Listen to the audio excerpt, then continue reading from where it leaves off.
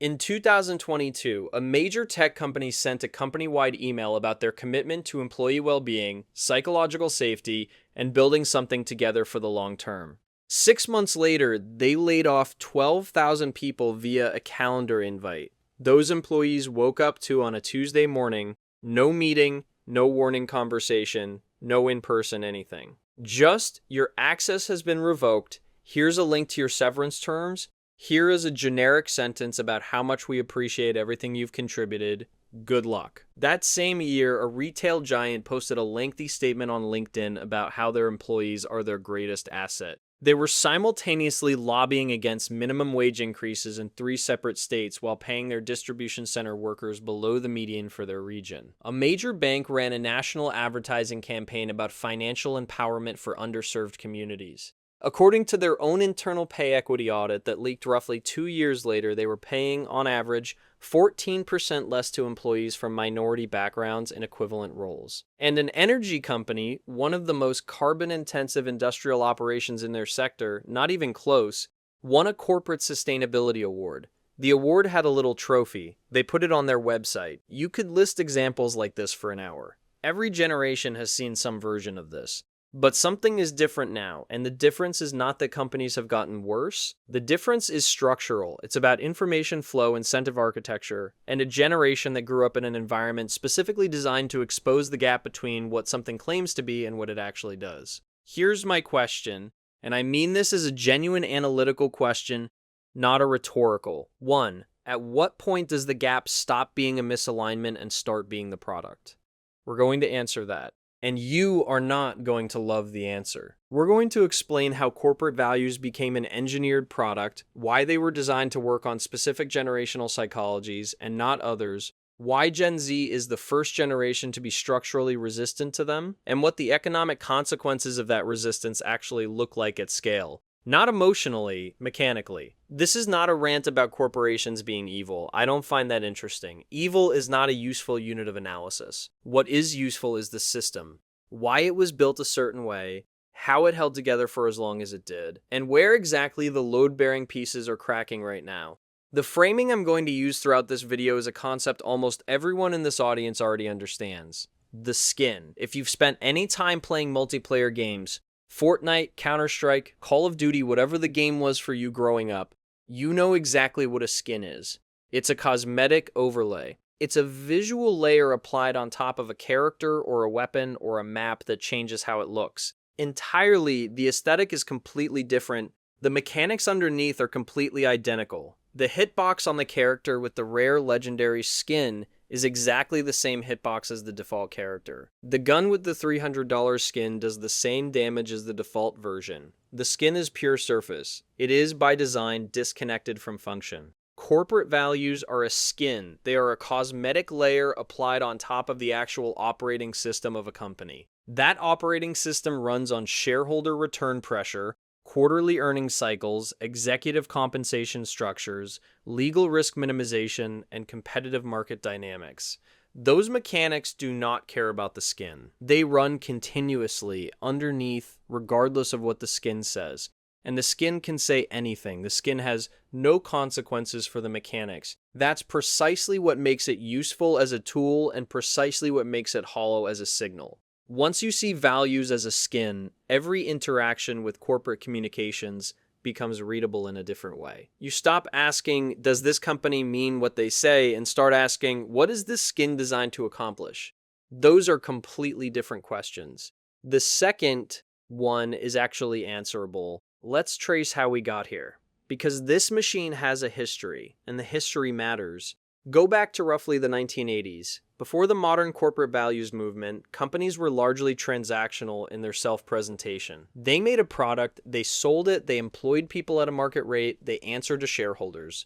The implicit contract was simple and honest in its way. Here is the work, here is the compensation. Do the job. Nobody handed you a laminated card with 5 core values on it. Nobody ran a team retreat about purpose alignment. There was just the work. Then something happened that was initially a genuinely intelligent insight.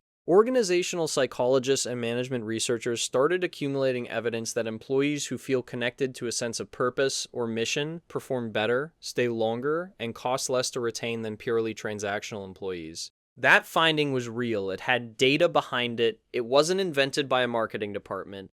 It came from legitimate research into what makes humans function well at work. So companies started investing in culture. Mission statements appeared. Values were written, debated, refined, printed, and hung on walls. Leadership workshops about purpose emerged. And for maybe the first decade of this, it was largely sincere, or at least sincerely attempted. The values were imprecise and often vague, but the intention behind developing them was real. Companies were genuinely trying to build cultures that made people want to be there. Then the second wave hit. And this is where the skin metaphor becomes essential. Companies discovered, not all at once, but gradually and undeniably, that their values weren't just affecting internal culture, they were affecting external perception, consumer brand preference, press coverage, their ability to recruit high-quality candidates who would accept below-market salaries in exchange for the sense of working somewhere meaningful.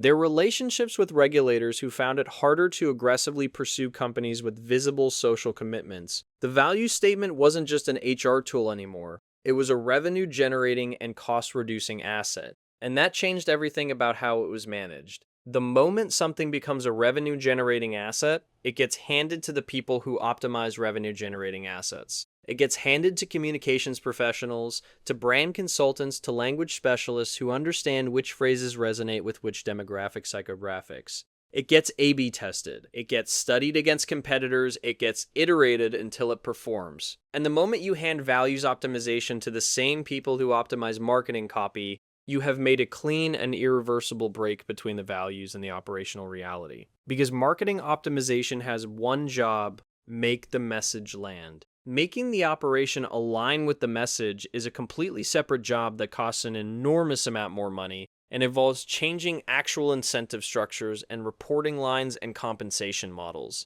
That is hard, expensive, and politically complex internally. Updating the website is cheap, so companies became experts at updating the website. This is not a moral observation. I want to be precise about this. I'm describing a rational optimization of a system under the pressures that system faced. A company operating under quarterly earnings pressure, with a board focused on stock performance and a CEO whose compensation is 90% tied to that stock performance, is going to make the cheap choice when the cheap choice has the same external effect as the expensive choice. Every time. Not because anyone is evil, because the incentive structure makes the expensive choice irrational. The skin was cheap, the mechanics were the same, the external effect was positive, the rational move was obvious. So the gap between stated values and operational behavior didn't grow because companies hired worse people. It grew because companies operating under a specific set of incentives found a stable equilibrium where maintaining the gap was economically optimal. Hold that thought. Now let's talk about the generation that was supposed to absorb this forever. Millennials. And I want to be precise here because this isn't a generational attack, it's a structural observation about who the corporate values machine was calibrated to target and why. In the 2000s and through the early 2010s, there was an entire HR and consulting industry, a multi-billion-dollar industry,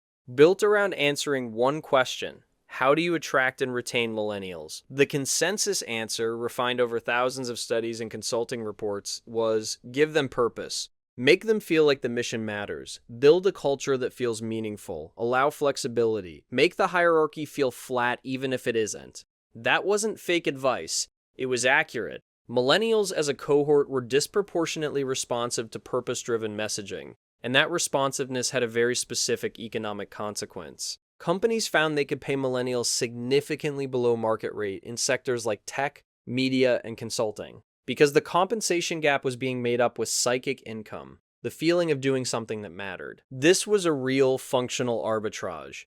Junior engineers accepting 60 or 70% of finance sector equivalent salaries because the tech company had a mission about connecting people or organizing the world's information. Young journalists working for digital media companies that paid poverty-level wages because those companies framed themselves as the future of independent thought. Marketing professionals taking significant pay cuts to work for mission-driven consumer brands. The skin was generating real economic returns. Measured in labor cost savings, it was worth hundreds of millions of dollars to the companies running it, effectively. Now, here is 2008. I'm not going to relitigate the financial crisis. You know what it was. What I want to focus on is the specific mechanism by which it cracked the corporate values machine for the first time at scale. Companies that had been running the "we're a family" and "your growth matters to us" narrative laid off large percentages of their workforce within weeks of the crisis. Worsening, the layoffs were often abrupt. Severance was minimal, transparency about the decision-making process was nearly non-existent, and in many of the most visible cases, the executive teams that oversaw the decisions walked away with compensation packages that were, by any reasonable comparison, enormous relative to what frontline employees received. The gap between the stated values and the operational behavior became briefly, undeniably, publicly visible. Not just to the people directly affected, but to anyone watching the news, reading the internet, talking to anyone who worked in affected industries. But here's why the system survived that moment. Largely intact. The economic conditions were so severe and so disorienting that employees had almost no leverage. You needed the job, or you needed the next one. The labor market was bad enough that visible dissonance about values didn't translate into meaningful economic consequences for the companies displaying it. People swallowed it. They recalibrated quietly.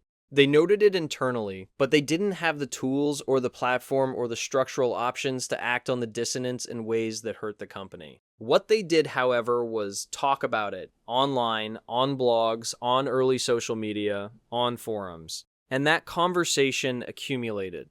It became part of the shared cultural memory of a generation that was, at that moment, building the internet's vocabulary for discussing work, institutions, and power. By the time that conversation had aged about a decade, distilled, memified, compressed into digestible formats, shared millions of times, it was sitting in the cultural inheritance of every Gen Z person entering the workforce. They didn't need to be burned first.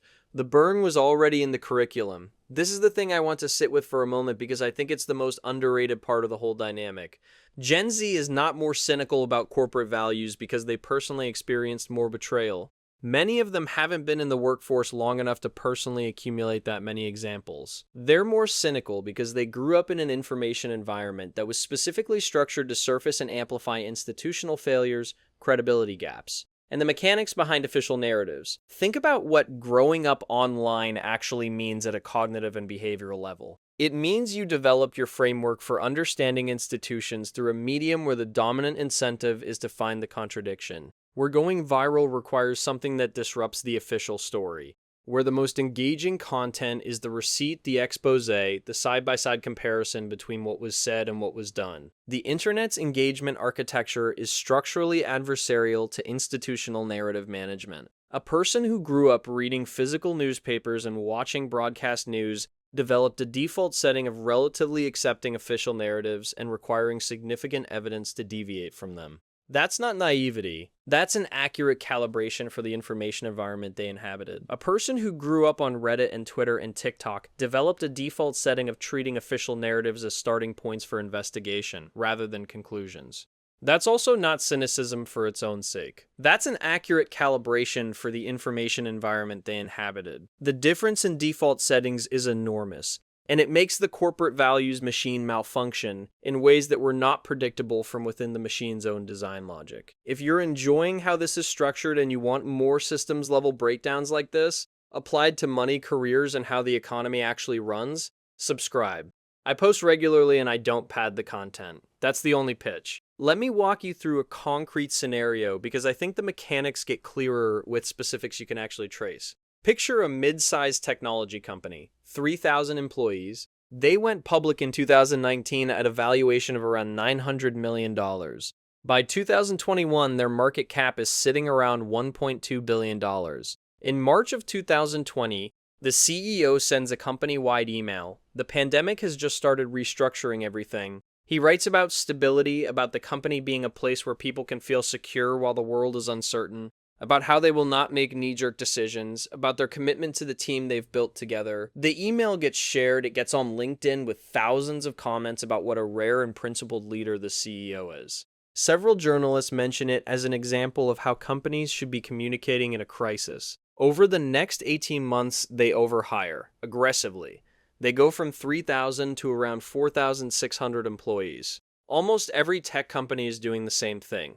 Capital is cheap, growth projections are optimistic, the digital economy is surging. Hiring feels like the right bet. By early 2023, the bet looks wrong. Interest rates have risen, revenue projections haven't materialized, the stock is down significantly from the peak, the board wants margin improvement, the margin improvement requires reducing headcount, the company announces a reduction in force of roughly 22%. Approximately 1,012 people. Now here is the language the CEO uses in the announcement. He describes the decision as painful but necessary. He says it reflects the company's values of long-term sustainability and responsible stewardship of resources. He thanks the departing employees for their contributions. He says their work matters and will endure. He uses the word values in the same document where he is terminating over 1,000 people who in many cases made the decision to join this company, specifically because of the narrative built during 2020. Because of that email, because of the promise of stability that was not technically a promise but was definitely understood as one, the average severance package offered is 6 weeks of pay. For a software engineer making $120,000 a year, that works out to roughly $13,800. One-time payment. Benefits end 30 days after the last day. In the same fiscal year, the executive leadership team received retention bonuses averaging around $240,000 per person. The stated rationale was retaining leadership talent during a period of uncertainty. I'll repeat that structure so it's clear. The mechanism for protecting executives during uncertainty was cash. The mechanism for protecting employees during uncertainty was a values email. These are not equivalent mechanisms. One of the people laid off is a software engineer I'll call Marcus. He's 31. He had left a stable, higher-paying job at a legacy firm 18 months earlier specifically because of this company's culture and messaging. He took a $15,000 pay cut to be somewhere that felt aligned with his values. Marcus doesn't post an angry rant. That's not his style. What he does is post a side-by-side. The original CEO email from 2020 with key phrases highlighted. The layoff announcement from 2023 with key phrases highlighted. A short paragraph doing the math on the severance versus the executive retention bonuses. No editorializing beyond a single line at the end. I believed this email when I read it. That post gets 43,000 likes in 48 hours. It gets picked up by 2 journalists covering tech industry labor dynamics. It gets shared in multiple Slack communities for tech workers. Within 3 weeks, the company's Glassdoor rating drops from 4.1 to 3.2. Their next senior engineering hiring cycle takes roughly 35% longer than the previous one. Third-party recruiters working on their roles report candidates asking specifically about the layoffs in first conversations, which is unusual at that stage of the process. The direct cost of that extended hiring cycle, recruiter fees, extended timelines, offer rejections requiring restarts, comes out to somewhere around $800,000 to $900,000. That's a conservative estimate that doesn't account for the senior engineers who quietly declined to interview. The early tenure employees who vested minimally and left rather than continue building their commitment to a company that had just demonstrated its real commitment to them, or the cultural degradation that follows a visible trust violation at that scale. The values email costs nothing to write. A communications professional probably drafted most of it. The execution failure, the gap between the email and the operational decision, 2.5 years later, generated close to $1 million in direct, measurable costs and an unknown but significant amount of compounding cultural damage. This is the second-order effect that the values as skin model almost never accounts for. Companies model their values investments as pure benefit, improve retention, improve recruitment, improve consumer perception. They rarely model the liability side of the ledger. What happens when the skin becomes visible as a skin in a high-transparency information environment? Marcus, in my story, went on to work at a company that had been almost bluntly honest in its recruiting materials. We are building a profitable software business. We expect high performance. We pay at the 75th percentile for our sector. We treat people professionally and fairly. We don't have a mission beyond building something excellent and generating strong returns. If you need the work to feel cosmically meaningful, we're probably not the right place. No posters, no values workshops, no core beliefs laminated on the kitchen wall. He's still there 2 years later. He describes it as the most functional professional environment he's ever worked in. The alignment is perfect because the expectations were never inflated above what the company could actually deliver. There was no gap between the skin and the mechanics because there was no skin. There is something very instructive in that. An energy company won a major corporate sustainability award last year. Their emissions profile had improved by 3% over 5 years. They served the award photo on the homepage of their sustainability page, right next to a map of their current extraction projects. 3%. Over 5 years. That's it. That's the skin. Now let's go up a level. Because the values collapse isn't just a hiring and retention issue. It has a dimension that touches institutional finance, and the scale there is genuinely staggering. Beginning roughly in the mid-2010s and accelerating hard through the early 2020s, a framework called ESG, Environmental, Social, and Governance, became the dominant lens through which large institutional investors assess corporate behavior. Pension funds, asset managers, sovereign wealth funds, the largest capital allocators in the world, began incorporating ESG criteria into their portfolio decisions. At the peak of ESG enthusiasm, around 2021, roughly $35 trillion in global assets under management were claimed to be using ESG-aligned criteria. To put that number in perspective, the entire GDP of the United States in 2021 was around $23 trillion.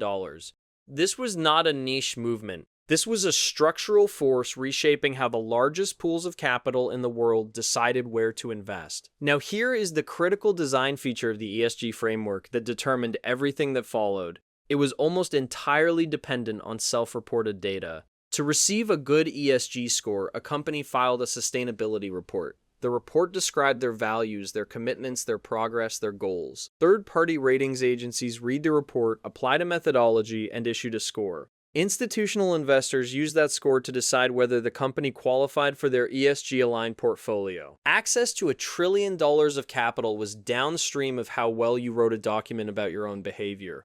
You see the problem in the first sentence. If the reward for claiming good values is access to capital, and the measurement mechanism for those values is primarily self-reported documentation, you've created a clean financial incentive to become exceptional at producing values documentation regardless of underlying operational reality. You haven't created an incentive to actually reduce emissions or improve governance or treat employees better. You've created an incentive to hire consultants who know how to write documents that score well. And that is exactly what happened.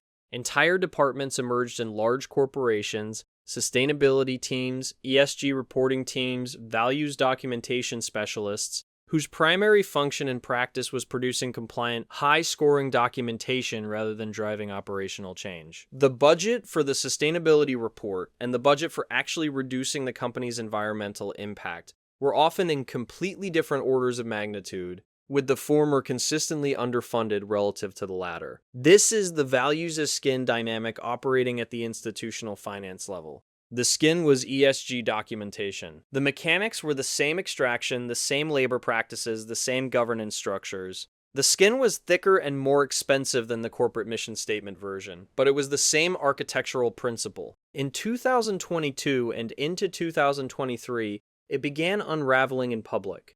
Several high-profile ESG funds were found holding companies with environmental records directly contradicting the fund's stated criteria. A major European asset manager faced regulatory raids related to claims their ESG products were misleading investors. Multiple companies that scored highly on the social component of ESG, meaning they claimed to treat employees well, were simultaneously dealing with active labor organizing campaigns, safety violation findings, and wage theft litigation. The SEC began issuing enforcement actions around ESG misrepresentation. Not enormous fines by corporate standards, but enough to signal a shift in the regulatory posture from tolerating self-reported values claims to scrutinizing the gap between those claims and verifiable behavior. And here is the backlash dynamic that accelerated everything. The exposure of ESG as a largely performative framework didn't just discredit specific companies. It discredited the framework itself in the eyes of a significant portion of the investment community. By 2024 and into 2025, you had a visible and rapid retreat from ESG language by major institutional players.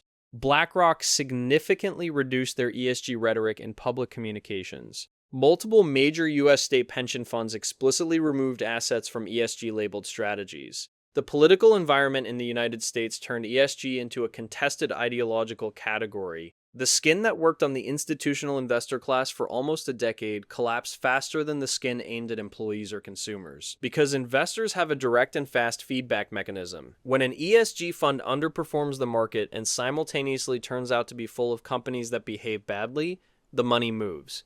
It moves fast. It moves without sentiment. So now you have a situation where companies built their entire external identity architecture around a value system that was targeting three audiences simultaneously: employees, consumers, and institutional investors. And all three of those audiences are, in the space of 2 to 4 years, losing confidence in the framework at roughly the same time. That's not a PR problem with a communications solution. That's a structural identity crisis. The strategy was the skin, and the skin is visibly failing. What remains when you strip the skin? The actual mechanics. Quarterly earnings pressure, executive compensation almost entirely tied to stock performance. Fiduciary duty interpreted as maximizing shareholder returns in the near term. Competitive market dynamics that punish companies for absorbing costs that competitors are not absorbing.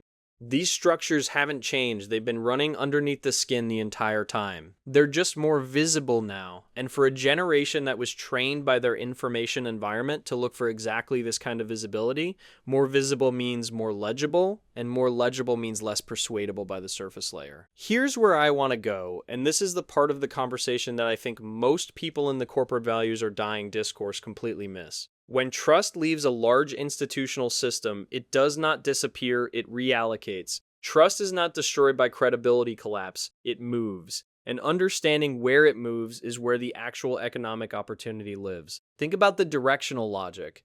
Gen Z is not globally distrustful of everything. They are specifically distrustful of large institutional values.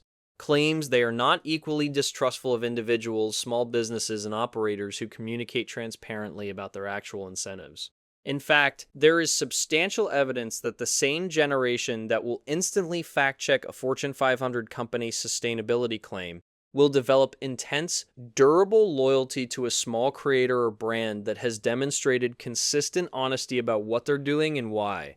The trust didn't vanish, it just moved to entities where the accountability structure is tighter, where the gap between stated values and operational behavior is structurally small. Not because of culture workshops, but because the entity is small enough and personal enough that the operator cannot hide from the gap. Consider the mechanics of a solo creator building an audience in public. Every claim they make is immediately checkable. Every financial recommendation they give gets tested by the audience and reported back. Every time they're wrong, the comments document it. Every time there's a gap between what they claim and what they do, it's visible. There's no communications department. There's no crisis PR team. There's no version of the skin that holds together when reality diverges, because the feedback loop is too fast and too direct. That structural accountability is not a personality trait. It is a function of scale and architecture. A company with 30 employees, where the founder is in the room every day, operates under similar constraints. A small brand whose entire customer base knows who started it and why operates under similar constraints. The feedback is direct, the accountability is personal, and the incentive to maintain a small gap between stated values and actual behavior is built into the structure rather than aspirationally inserted into a document. Large companies cannot replicate this. They can try, they can put their CEO on Instagram, they can run radical transparency initiatives, they can host all-hands meetings where employees ask tough questions, but the underlying architecture, thousands of employees, quarterly earnings pressure, boards accountable to institutional shareholders, makes the tight accountability loop impossible to sustain. The system is too large, the distance between the decision makers and the stated values is too great.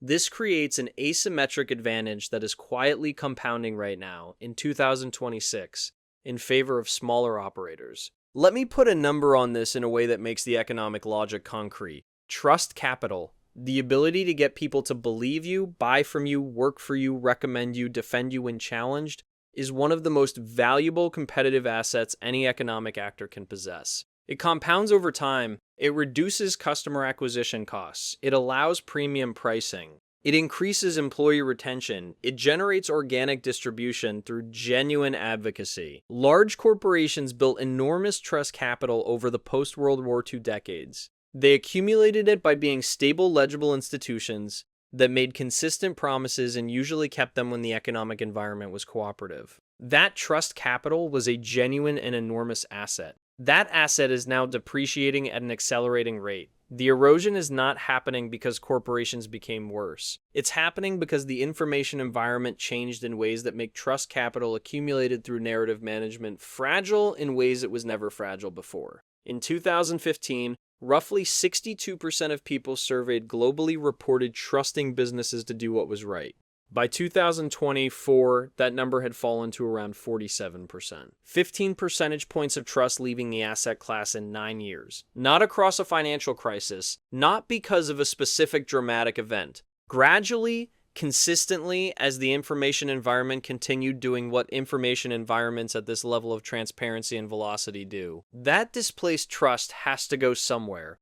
Some of it goes to individual creators, some of it goes to community-driven brands with visible founders and transparent business models. Some of it goes to small companies that have built genuine reputations through years of consistently narrow gaps between what they say and what they do.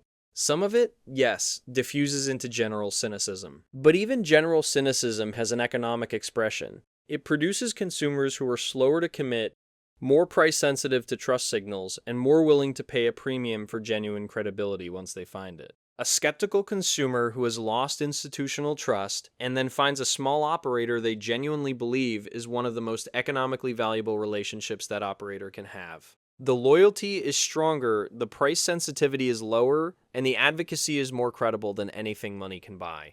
This is not an abstract observation. I think about it in the context of what I'm doing with my own channels. I have no interest in pretending I don't have financial incentives here. I make money from this. I want to grow this. I'm building towards something bigger than where I am right now. I'm 26, I've put in 2 years of real work, and I'm playing a long game. I'm transparent about all of that because the alternative, performing the disinterested, neutral truth teller who just happens to have a channel and is definitely not optimizing for growth, would be both dishonest and increasingly obvious. The audience that watches this channel has a finely tuned detector for misaligned incentives. The play is honesty about incentives, not values theater, not a mission statement about financial education for the people. Just, here's what I'm doing, here's why, here's what I actually think, and you can decide whether that's useful to you. That's the meta lesson embedded in the entire structure of this conversation. The companies that will come through the Gen Z trust collapse in strong positions are not the ones that find a better way to write value statements. They're the ones that abandon the value statement architecture entirely and replace it with something more honest and more legible. Here is what we pay, here is how promotions work, here is what the company is optimizing for. Here is what we won't compromise on, and here is the economic reason why, not the moral reason. Because the economic reason is actually checkable. That conversation is harder to have. It requires admitting things that feel uncomfortable to put in writing. It requires executives to be on record about priorities they previously kept ambiguous for strategic reasons. But it is the only architecture that survives contact with a generation that will verify everything, archive everything, and surface the gap between anything you say and anything you do. The values skin was a product of a specific information environment. That environment is gone. The product no longer works in the environment that replaced it. What works in the new environment is structural credibility, which comes not from saying the right things, but from building organizations where the gap between saying and doing is small, because the accountability architecture makes a large gap expensive. And here's the final turn I want to leave you with. The companies that have built their entire competitive identity around the values skin, and there are many, many of them, especially in tech, media, consumer goods, and professional services, are now in a position where they cannot easily retreat. They've made too many public commitments. They've built too much external identity around specific values claims. Walking those claims back would be as damaging as the credibility gap they're already dealing with. They're locked in. The entities that started honest, that never made the large values claims because they were small, or founder-led, or simply too straightforward in their culture to generate that kind of narrative. Those entities are now sitting in a structurally superior position without having done anything special to get there. They just didn't build the skin in the first place. Competitive advantage by omission, credibility by default. That's not a story people write case studies about, but it's happening at scale, quietly, and it's going to be visible in hiring data and consumer behavior data over the next several years, in ways that will eventually be very hard to ignore. Now, let's come back to where we started. A company sends an email about psychological safety. 6 months later, calendar invite access revoked. That's not the story of a bad leader or a bad company. The system produced the outcome, the incentive architecture, quarterly targets, executive compensation tied to the stock, fiduciary structures interpreted in the narrowest possible way, made that outcome predictable from the outside before it happened. The values email and the layoff announcement were both rational outputs of the same machine. There is no villain in the story. There's just a machine doing what it was built to do, with a skin attached that claimed the machine worked differently. Gen Z isn't angry because corporations have become uniquely bad. They're operating in a world where the skin has become see-through and what's visible underneath has always been there. 3 things. Practical. First, when evaluating any company as an employer, as an investment, as a vendor, move past the values layer immediately and look for operational evidence. The question is not, what do they say they value?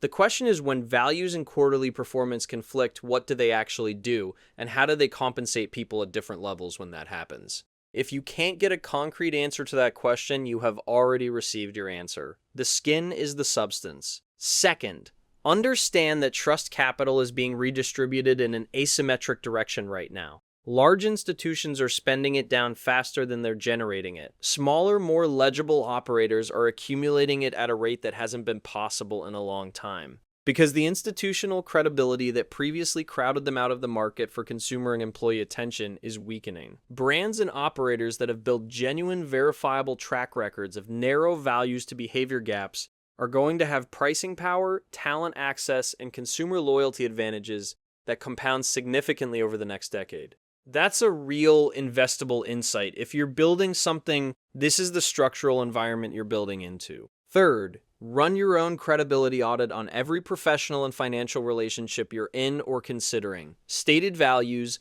then operational behavior. Over time. Not once. Pattern. The gap between those 2 things is one of the highest signal data points available about whether an employer, a business partner, an investment thesis, or a financial advisor is actually aligned with you or is running a version of the values skin on a smaller scale.